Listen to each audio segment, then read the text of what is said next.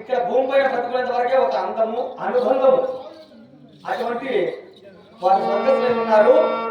మనిషి ఎంత బ్రతుకు బతికినా కూటి కొరకే బ్రతకాలి. అక్కడ నుండి ఇక్కడ కోసం మేము వచ్చింది కూడా బ్రతుకుల కోసం. ఎంత బ్రతుకు బతికినా రాజు కానీ పేద కానీ ఒకరోజు తాగి వెళ్ళవలసిన వారు.